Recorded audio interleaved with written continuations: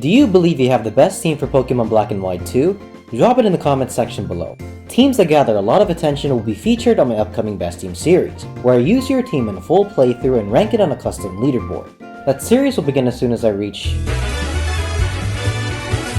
Ladies and gentlemen, we have done it. We have reached 1,000 subscribers. Thank you all so much for helping me to achieve this milestone. It would not have been possible without each and every one of you. I have a couple of more videos to make before I commence the Best Team series, but it's coming. Drop your team in the comments section below for a chance to make history in the Pokemon community.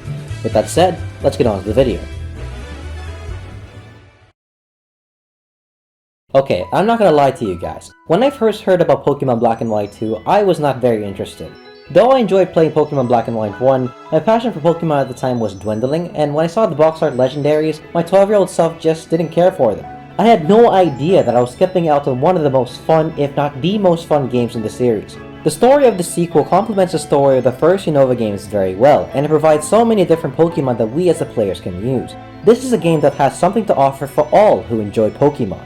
But if you guys clicked my video, then what you are specifically looking for in this game is the best team that can be crafted from the options available, so I'll get straight to it. The best team for this game can defeat Champion Iris with a team whose members are below level 49. Beating Iris with this team is a cumbersome task because Iris' team is very powerful, even for that of a champion or a final boss. No matter what team you form, you will struggle to defeat Iris unless you grind your team by battling Pokemon in the wild to raise them to higher levels, which the best team does not have to do. With all that said, let's get on to this unsponsored video.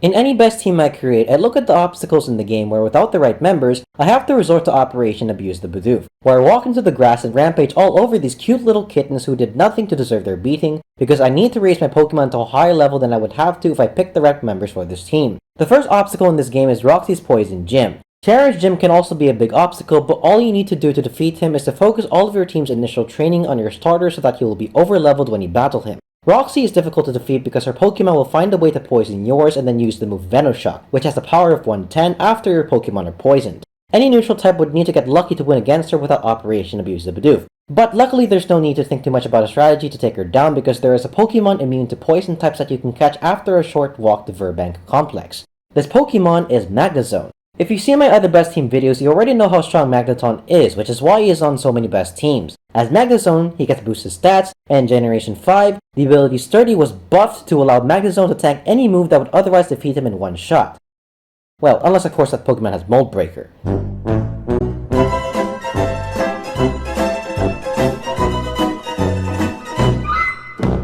Where was I? Right. It's difficult to argue against using Magnezone given his early access in the game, the necessity of his typing to overcome the second gym, and his chemistry with the team in defeating many other major obstacles in this game. The next obstacle is Elisa's Gym.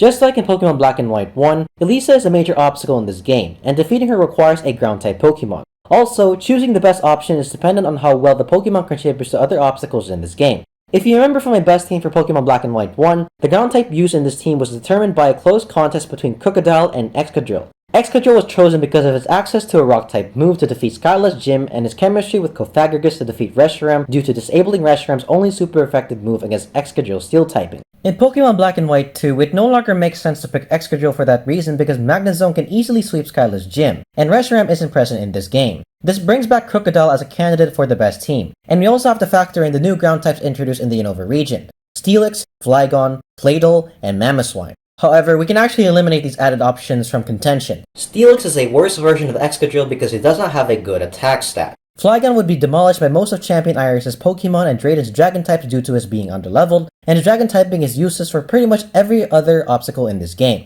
Claydol's secondary Psychic typing is only useful against Marshall's fighting types. Mamoswine's Ice typing would be useful against Iris, except his being underleveled would cause Iris' Pokemon to outspeed him, and they all have coverage moves strong against Ice types.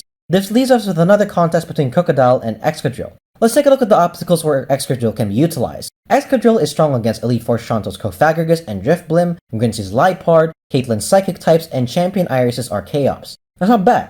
However, Magnezone can take care of Drifblim and Archaeops, and Crocodile can defeat the other obstacles mentioned save for Liepard, which a different member can easily sweep.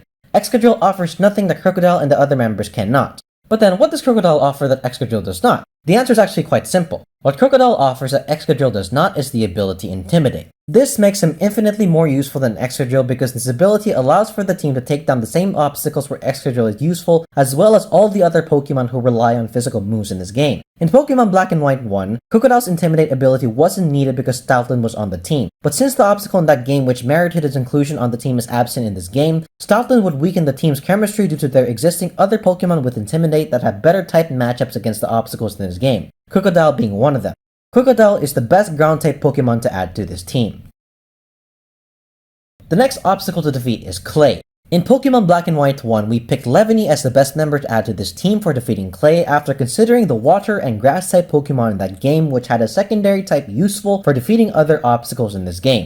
Water and grass types were both considered because Palpitoad is only weak to grass types while Excadrill is not weak to grass types. In Pokemon Black and White 2, Clay replaces Palpitoad with Sandslash, so it no longer makes sense to pick a grass type to defeat this gym. This means we need a water type Pokemon to defeat this gym. There are a lot of water type Pokemon in this game, but we can shorten the length of the discussion by looking at our starters. Superior's grass typing is useful against Marlin's water types, Elite Four Chantel's Golurk, and Elite Four Grimsley's Crocodile. Magnezone can take care of Marlin, and the water types can take care of the other obstacles, so Superior does not qualify as a starter to pick for our team. Emboar's fire type is useful as bait for later obstacles in this game due to them using rock type moves, but its fighting type cancels out that strength, and the fighting type Pokemon on this team needs to be capable of slugging out battles, which Emboar cannot do because important later obstacles in this game like Grimsley's Crocodile, as well as Champion Iris's Hydreigon and Haxorus use moves that sweep fire types, and Emboar's defenses are abysmal. Samurott does not play a dominant role in defeating any of the trainers after Clay, but he can finish off weakened Pokemon despite his slow speed with the move Aqua Jet. And he can tank a neutral stab move from Champion Iris's Dragon Pokemon and use the move Dragon Tail to prevent them from sweeping through the team's members and shift the momentum of the match. Samurott is therefore the best option to choose as our starter and as the water type to overcome Clay's gym.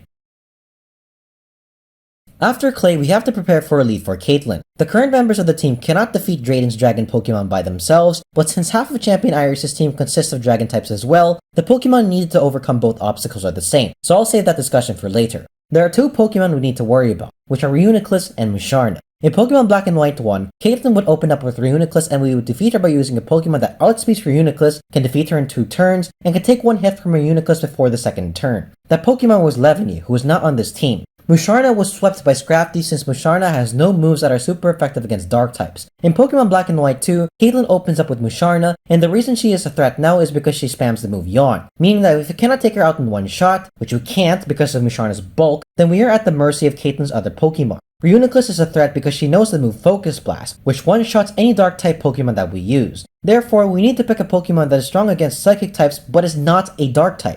Our options are Bug and Ghost. Bug types are a liability against Champion Iris because 4 of her Pokemon know a move that is super effective against Bug, so the logical option would appear to be Ghost. But here's the problem. Although Ghost is not weak against Champion Iris per se, it is not strong against Champion Iris either. On top of this, unlike with Pokemon Black and White 1, where specific members of Ann and Geth's teams were threats, every member of Champion Iris is an obstacle, and from the members that we have picked from our team so far, only Archeops can definitely be defeated. Lapras outspeeds Magnezone and can defeat him in 2 turns, while Magnezone cannot defeat Lapras in 1. This creates a sticky situation which requires more than one Pokemon to take her down. Although Crocodile can defeat Aggron in a slugfest, he is needed to overcome Haxorus and Druddigon as well, and the health loss from defeating Aggron would render him unable to contribute his part to taking down both Pokemon. Therefore, we have to pick a member that can overcome Reuniclus and Musharna, while at the same time contributing to defeating the members of Champion Iris' team. What Pokemon could overcome Reuniclus, Musharna, and contribute to defeating Champion Iris that does not have a typing super effective against Reuniclus and Musharna? The answer is a Pokemon that knows a move that allows that Pokemon to escape the negative effects of Yawn, that is also super effective against Psychic types, and utilizes the strengths of other members of this team. The move I am talking about is U-Turn. U-Turn and other moves I will be mentioning to defeat Champion Iris require the use of move tutors who teach the moves in exchange for shards. So I'll provide a short tutorial on where to find the tutors and the shards in my pinned comment. The reason why U-Turn is a perfect move to overcome all the aforementioned obstacles is because it is a bug-type move that is super effective against psychic types and allows the Pokemon using that move to switch in with another Pokemon so that he will not take any damage. Switching in with another Pokemon while dealing damage allows that Pokemon to chip away at Musharna while also negating the effects of Yawn. However, what Pokemon with U-Turn do we pick? The answer lies in defeating Reuniclus. As I said earlier, Reuniclus cannot be directly confronted by a Dark-type Pokemon because of the move Focus Blast. However, the move U-Turn makes that move a vulnerability that can be exploited. The Pokemon of choice must have a typing that entices Reuniclus to use the move Psychic so that Crocodile can be switched in for free, while at the same time resisting fighting type moves since there are no ghost type Pokemon in this game that learn the move. The best typing from the options available is Flying and Poison, with its 4 times resistance to the fighting type. There is one Pokemon in this game with that typing, which is Crobat. Crobat is one of the main anchors of this team because of his incredible speed, which allows him to deal chip damage to any Pokemon in this game for free and switch into a Pokemon that has a type advantage against that Pokemon. As a flying type, Crobat can also overcome Elite Four Marshall's fighting types by using U-turn to evade their rock coverage moves, and then switching in for minimal damage and finishing them off with a stab move upon lowering their health to a killable level. U-turn is also useful against Elite Four Grimsley's dark types, though there's another Pokemon that will be adding to this team to overcome him. Crobat is an indispensable member to add to this team. We can at long last turn our attention to Champion Iris. We have 4 members on the team so far, none of them being able to safely take down Champion Iris' Pokemon aside from Archaeops, and Lapras in a very specific situation with Magnezone. Our 2 remaining members must therefore propel the team's chemistry to a level that allows them to overcome the 5 remaining members. The first Pokemon that can be targeted is Aggron because he has a 4 times weakness to fighting type moves. Hydreigon and Lapras also have a weakness to fighting type moves. Therefore, we need to add a fighting type Pokemon to this team. The fighting type Pokemon available in this game are Emboar, Lucario, Conkeldurr, Scrafty, Heracross, Mienshao, Throh, Sawk, and Toxicroak. We can immediately eliminate Emboar, Conkeldurr, Mienshao, Throh, and Sawk because we already picked Samurott as our starter, Conkeldurr is a trait evolution, Mienfoo does not evolve into Mienshao until level 50, and while Throh and Sawk are not actually version exclusives, it's very hard to find Throh in one game and Sawk in the other game, so you might as well treat them like version exclusives. We are then left with Lucario, Scrafty, Heracross, and Toxicroak. The option we pick will have to defeat Champion Iris' Hydreigon in the Slugfest. Hydreigon outspeeds all of these Pokemon, so they have to be able to tank multiple hits. This eliminates Lucario and Heracross from contention since they would be one-shotted by Flamethrower. From the 2 choices remaining, the winner should be able to regain enough health from the move Drain Punch to tank a second hit, and then finish off Hydreigon in the same turn since none of the choices available can survive 3 turns. This requires a strong special defense stat. Scrafty's defenses are far superior to Toxicroak's, which makes him the best choice to include on the team.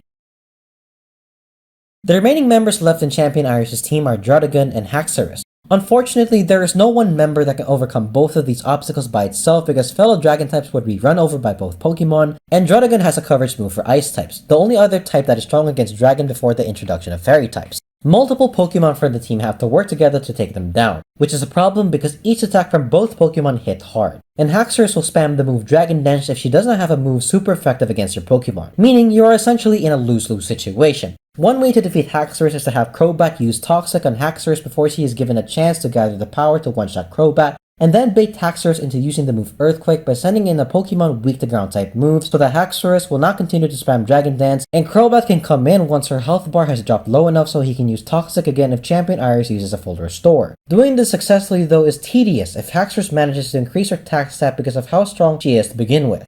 Another way to defeat Haxorus is to spam the Intimidate ability a few times to make the team able to tank attacks from her, and then send in Scrafty to use the move Ice Punch and chip away at Haxorus' health, repeating this process as many times as needed when Haxorus attempts to spam Dragon Dance. Both approaches involve stalling Haxorus by keeping her attack stat in check. Keep that in mind as we discuss the strategy to defeat Druddigon.